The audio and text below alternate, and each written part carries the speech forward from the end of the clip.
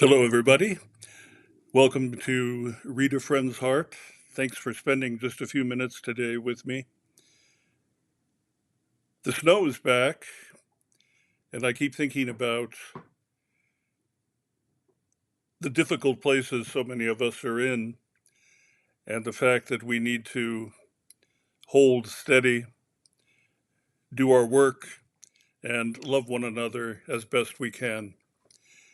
I'm just hoping for all of you that you experience grace and gentle touch. And of course, the love within you, let it out as the light for as many people as it can touch. I'm going to read a poem that may be a bit of a puzzle. I'm not sure.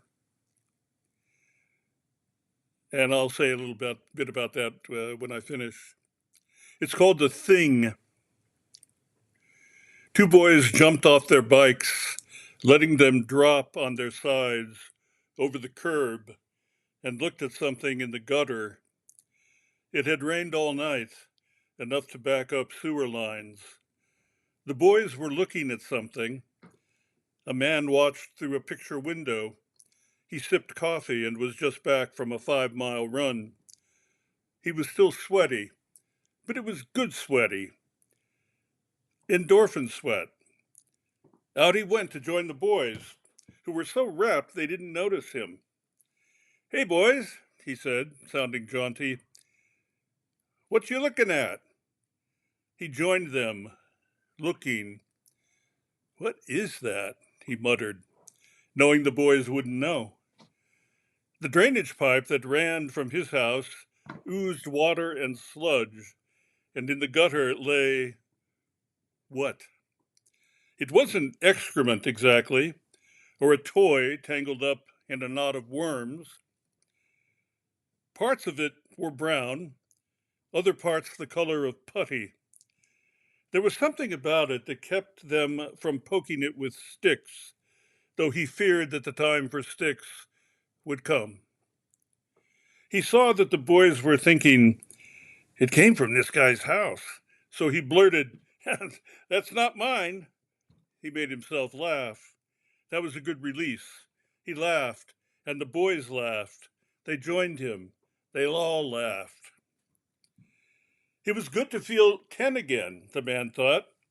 He wished he could hop on his old Schwinn and peel into new adventures with these boys.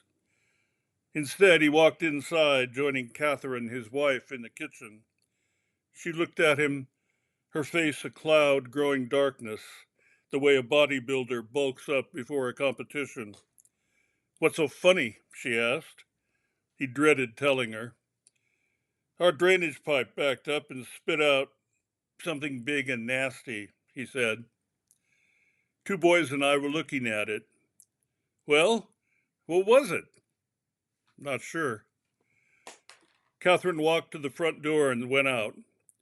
Her husband stared past 3 wilted poppies in a bud vase on the windowsill.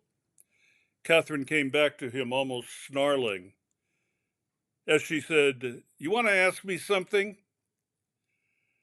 The man lied, shook his head no, while wondering if she would own it, that unexpected intimacy in their gutter. Not looking up at him, she said, "Yep, it's possible." All day they avoided the subject, but every time they were outside, they glanced in its direction. Neither of them cleaned it up, and no one else did either. People walking stopped to study it. Maybe someone called the city's sanitation department to come out and get rid of it. And by the next day, it was gone. So, a question for all of you as we endure snow in the East Coast and the Midwest and rain in the West. What is that poem about? So anyone who writes in with the closest answer, I will send you a present. Meanwhile, please be well.